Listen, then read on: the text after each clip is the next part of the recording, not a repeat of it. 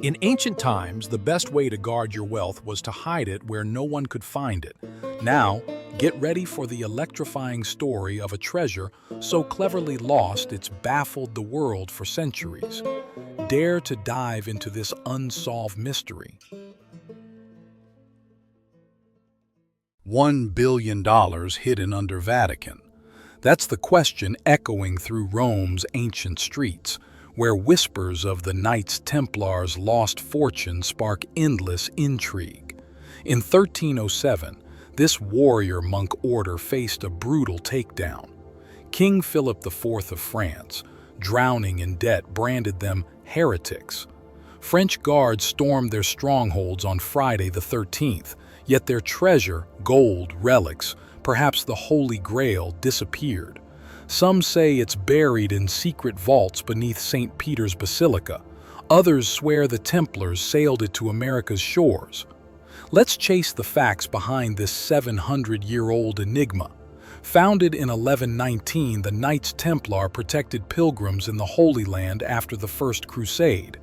Backed by the Pope, they became a medieval juggernaut. They owned vineyards in Bordeaux, ports in Cyprus, castles across Castile. Their Paris preceptory doubled as a fortress bank, holding gold chalices, silver reliquaries, and gems from crusading nobles. By 1200, their wealth rivaled kingdoms, with 9,000 estates across Europe, per chronicler Matthew Paris. They pioneered banking, issuing credit notes to pilgrims, amassing a fortune worth $10 billion today. Envy brewed trouble. Philip IV owed the Templars millions from his wars. Pope Clement V, under pressure, betrayed them. Dawn raids in 1307 hit preceptories from Lisbon to London. The Paris vaults, empty. Grand Master Jacques de Molay, tortured for confessions, gave nothing away. By 1314, he burned at the stake, cursing Philip and Clement to die within a year. Both did. Intriguingly, 24 knights and 18 ships vanished from La Rochelle's port just before the arrests. Where did they flee? What did they carry? Rome sparks one theory. The Vatican, a labyrinth of catacombs and sealed archives, guards centuries of secrets. Some claim Templar leaders, tipped off about the raids, smuggled gold to Rome. A chronicle by Giovanni Villani from 1348 hints at treasure reaching Italy, entrusted to the Hospitallers. Beneath St. Peter's Basilica, 2018 radar scans found hollow chambers. No access was allowed. Whispers speak of a Templar vault, gold cups, sacred relics, even the Ark of the Covenant. The Vatican's silence fuels the fire. Why block exploration? Another trail leads across the Atlantic. Those 18 ships from La Rochelle, per port logs, carried knights and cargo. Some tie them to the Zeno narrative, a 1398 Venetian text about a voyage to Vinland, possibly North America. In 1921, a stone slab on Oak Island, Nova Scotia, bore crosses and patterns like Templar seals. Dated to 1250 to 1300 CE, it hints at a hideout. Oak Island's money pit, a 200-foot shaft with flood traps, yielded a lead cross and coins in 2023 digs. Could Templars have reached America 2 centuries before Columbus? Scotland offers clues. Rosslyn Chapel, built in 1446 by William Sinclair, a rumored Templar descendant, shows carvings of maize and aloe, New World plants unknown in Europe pre-1492. Did Sinclair's kin, tied to the lost fleet, hide gold in Nova Scotia? A 2024 drone survey on Oak Island found stone alignments, suggesting Templar work. Yet skeptics note the carvings could be misread, and the money pit's artifacts might belong to later settlers. No gold has surfaced. Across Europe, Templar sites tease answers. In Portugal, Tomar Castle, home to the Order of Christ, hid a chamber with 13th century coins, found in 2019, no treasure. In France, Gisors Castle, a Templar prison, has a rumored vault. A 1962 dig hit a stone wall, but floods stopped it. A 2022 radar scan showed empty cavities. Local tales point to a chapel hiding gold, yet nothing shines. Wilder theories abound. Some say the Templars guarded the Holy Grail or Shroud of Turin, passed to secret societies like the Freemasons. Trial records from 1307 mention a sacred relic worshipped by knights. No details survive. In Rennes-le-Château, France, priest Bérenger Saunier's sudden wealth in the 1890s sparked rumors of Templar gold. His decoded parchments, called forgeries by scholars, led nowhere. A 2021 soil test nearby found gold traces, but nothing firm. Doubters argue the treasure was spent or seized. Philip's raids took Templar lands, livestock, and castles, but little gold. Spanish records show assets given to the Order of Calatrava. The Paris Preceptory's 1307 inventory listed only papers. Could the wealth have funded bribes or wars? Yet the vanished ships and knights suggest a planned escape. Where did they go? Modern searches keep the hunt alive. A 2023 Vatican archive release mentioned a Templar safe haven in Italy, but details were blacked out. Oak Island's digs, aired on the Curse of Oak Island, found a silver ring with a Templar cross dated to 1250 CE. In Scotland, a 2024 GPR scan near Rosslyn Chapel spotted a 30-foot chamber sealed by law. Each clue, stones, crosses, cavities, hints at a buried secret, but nothing glitters. The Templars' legacy wasn't just gold. Their banking system shaped finance. Their castles inspired Gothic design. If they hid a fortune, it was to preserve their order, not hoard riches. Rome's depths or America's coasts could hold it. 7 centuries later, the silence is deafening. Did the Templars outfox their foes, stashing their wealth beyond reach? Or was it melted, scattered, or never real? Stand in the Vatican's shadow or on Oak Island's cliffs. What do you think hides there? A billion-dollar hoard or a medieval ghost story? The lost treasure of the pyramid builders. Beneath the scorching sands of Egypt's Giza Plateau, the Great Pyramid of Khufu stands as a 4,500-year-old monument to human ingenuity. Rising 481 feet, its 2.3 million limestone blocks have defied time, looters, and the elements. Yet whispers persist of a hidden treasure. Sacred gold objects, perhaps amulets, masks, or ritual tools, buried by workers or priests in secret shafts or nearby tombs. No ancient record confirms such a hoard, but the pyramid's mysteries fuel speculation. Could the builders have concealed a fortune so cleverly that it remains undiscovered millennia later? Let's dive into the facts. Constructed around 2560 BCE, the Great Pyramid was Khufu's tomb, designed to secure his journey to the afterlife. Unlike later pharaohs buried in the Valley of the Kings, Old Kingdom rulers built massive pyramids to house their bodies and treasures. Archaeological digs at Giza's worker village, 400 meters south of the Sphinx, reveal a sophisticated operation. Over 20,000 laborers, skilled masons, not slaves, lived in barracks, fed by bakeries churning out 30,000 loaves daily. Graffiti in the pyramid's relief chambers, dated to 2550 BCE, praises their work.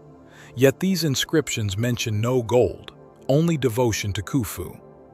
The Inventory Stela, a 7th century BCE text, describes gold and precious stone offerings to the gods, hinting at wealth within the pyramid. But tomb robbing was rampant.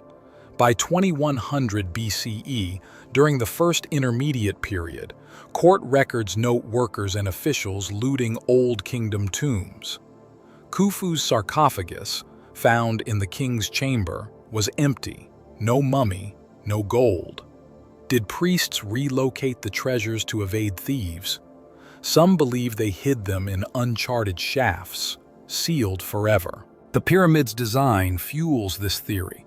Its corridors, descending passage, grand gallery, king's chamber, are guarded by granite plugs and narrow tunnels. Two shafts in the king's chamber, 18 to 21 centimeters wide, angle upward at 45 degrees. Once thought for ventilation, they're now seen as ritualistic, perhaps guiding Khufu's spirit to the stars. The queen's chamber has similar shafts, unconnected to the exterior. In 1872, Wayneman Dixon found a diorite ball, bronze hook, and cedar wood inside them, dated to 3341-3394 BCE. Why were these left? In 1993, a robot crawled 200 feet up a shaft, hitting a limestone door with copper handles. A 2002 drill pierced it, revealing another slab. By 2011, a camera spotted hieroglyphs reading 121, likely the shaft's length in cubits. Do these lead to hidden chambers? In 2017, the Scan Pyramids project used muon tomography to detect a 100-foot void above the Grand Gallery, dubbed the Big Void. Muons, cosmic particles, revealed this space by passing through less dense areas. Some hope it holds artifacts, gold masks, or ceremonial tools based on temple inventories listing such items. Others argue it's structural, easing pressure on the chamber below. No access has been found, and drilling is controversial. Could this void be the key to the treasure, or just another dead end? Excavations around Giza offer clues but no answers. The workers' village yielded pottery, tools, and bones, but no gold.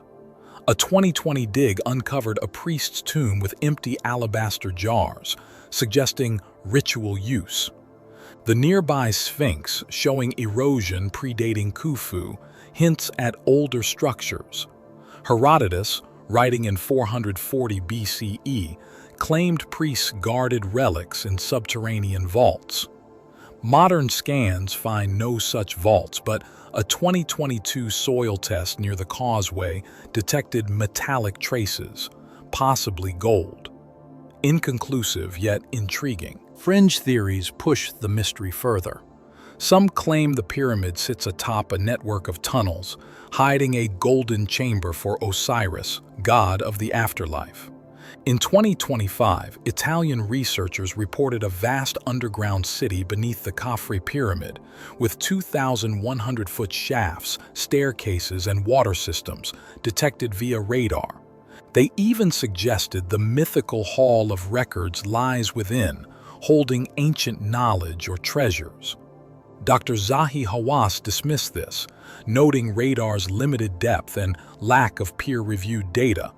Still, the claim stirs debate. Could such a network exist under Khufu's pyramid? The Osiris Shaft, a narrow burial site near the Giza complex, adds to the puzzle. Explored in 1999, it descends 95 feet through 3 levels, ending in a flooded chamber with an empty basalt sarcophagus. No gold, just water and silt. Yet its depth and isolation suggest a sacred purpose. Was it a decoy for looters or a ritual site? The Westcar Papyrus, a 1800 BCE text, spins magical tales of treasure but offers no locations. Local legends speak of golden chambers under Giza's sands, though digs find only clay and bones. The pyramid's precision, aligned to true north within 0.05 degrees, shows a culture capable of hiding treasures ingeniously. The well shaft, linking the Grand Gallery to the descending passage, might have aided workers or ventilation, but no artifacts were found. A 2022 discovery of a 140-foot solar boat buried near the pyramid hints at ritual offerings. Its cedar planks were intact, but no gold accompanied it. Could priests have used similar pits for treasures? Looting remains the biggest hurdle. By 2000 BCE, Giza's lesser tombs were stripped. Gold, easily melted, would have vanished. The absence of grave goods in Khufu's sarcophagus supports this. Yet the pyramid's complexity, false passages, hidden doors, suggests protection beyond a mummy. Priests, revered as divine intermediaries, might have buried gold to honor the gods, not just Khufu. No hieroglyphs confirm this, but the lack of records could be deliberate. Modern technology keeps the hunt alive.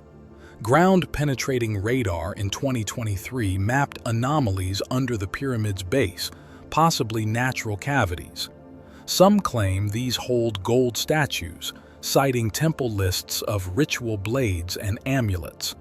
In 2019, magnetic soil tests near the causeway showed faint metallic signatures, not enough for a hoard, but enough to spark questions.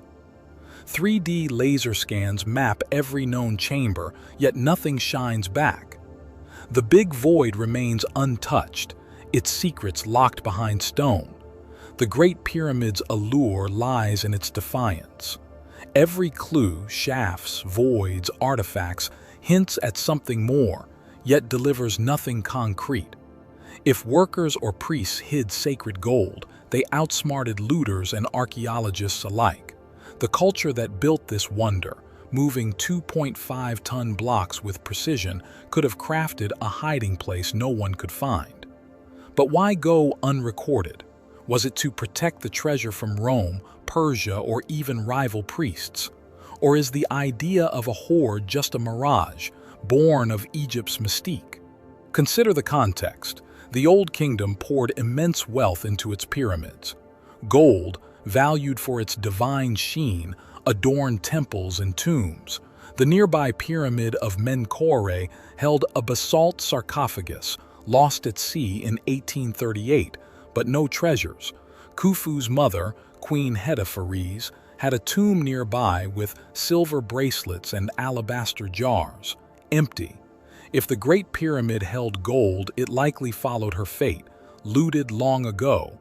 Yet the unopened shafts, the big void, and those metallic traces keep the question alive. Imagine standing before the pyramid today, its limestone casing long stripped, yet its presence overwhelming. Each block, each shaft could hide a secret. The priests who sealed it knew their craft, perhaps too well. Did they bury gold to honor their gods, only to see it lost to time? Or did they leave us chasing shadows? What do you think? Does the greatest monument of antiquity still guard a sacred hoard? Or are we chasing a 4,500-year-old myth? The Inca gold that vanished in the mountains. In 1532, the Andes Mountains cradled the heart of the Inca Empire, a civilization glittering with gold. From Quito to Cusco, temples shimmered with sun-like metal, sacred to Inti, their solar god. Yet within months, this wealth would spark a tale of betrayal, murder, and a treasure lost to time. Emperor Atahualpa, fresh from a Civil War victory, faced a new threat. 160 Spanish conquistadors led by Francisco Pizarro. Captured in a bloody ambush at Cajamarca, Atahualpa offered a ransom to save his life. 24 tons of gold, enough to fill a room 22 feet long, 17 feet wide, and 8 feet high, plus twice that in silver. Porters streamed in, hauling treasures from across the empire. But Pizarro, driven by greed and fear, executed Atahualpa before the full ransom arrived. Word reached General Rumiñahui, tasked with delivering the gold from Quito. His decision changed history. He hid the treasure, vowing no Spaniard would claim it. Somewhere in the Andes' jagged peaks, 24 tons of gold vanished. Where is it now? Let's unravel this 500-year-old mystery. The Inca Empire, or Tahuantinsuyu, spanned 2,500 miles from modern-day Colombia to Chile, uniting 12 million people across deserts, jungles, and peaks. By Atahualpa's reign, it was the world's largest nation, built on engineering marvels, stone cities like Machu Picchu, roads stretching 25,000 miles, and rope bridges over raging rivers. Gold, called sweat of the sun, wasn't currency but divine. Temples gleamed with solid gold panels. Atahualpa's 183-pound, 15-carat throne dazzled the Spanish. Miners in the Andes extracted 200 tons of gold and silver per historians' estimates, worth over $10 billion today. Yet a smallpox epidemic in 1525 killed Emperor Huayna Capac and his heir, Nainan Cuyochic, plunging the empire into chaos. Atahualpa, born around 1502 in Cusco, clashed with his half-brother Huáscar in a brutal civil war from 1529 to 1532. Atahualpa's generals Quisquis and Chalcuchima crushed Huáscar's forces, capturing him near Cusco. As Atahualpa rested in Cajamarca's hot springs, Pizarro's band arrived, exploiting the empire's fractures. On November 16, 1532, Atahualpa, confident with 80,000 troops nearby, met Pizarro in Cajamarca's plaza. The Spanish, armed with cannons, horses, and steel, ambushed him.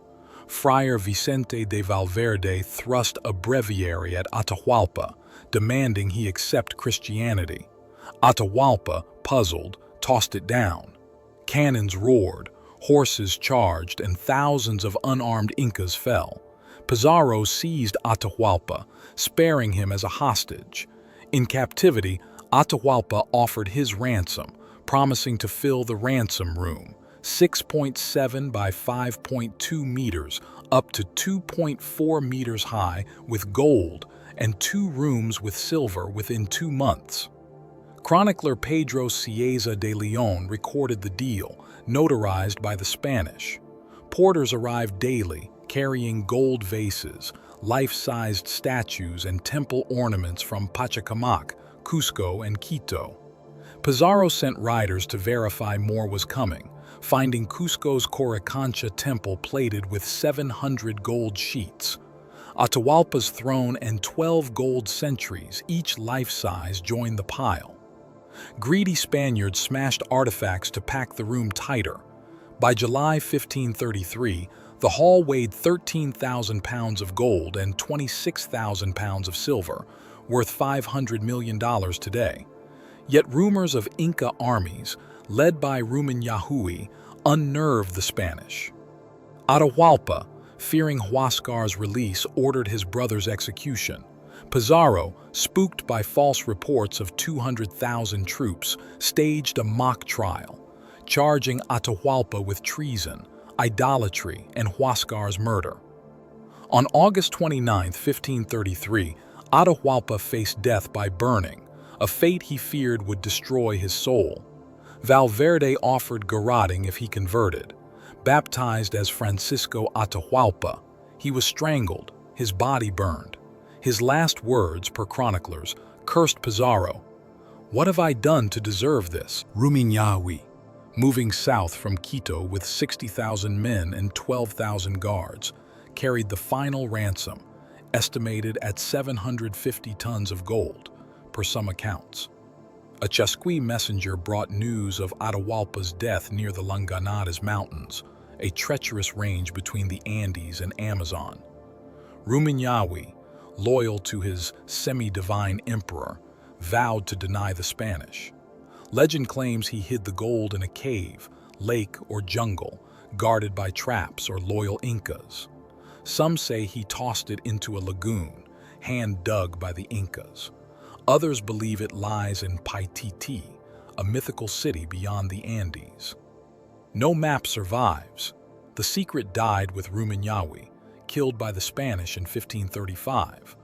The Langanates, a mist-shrouded maze of peaks, bogs, and forests, became the treasure's rumored home.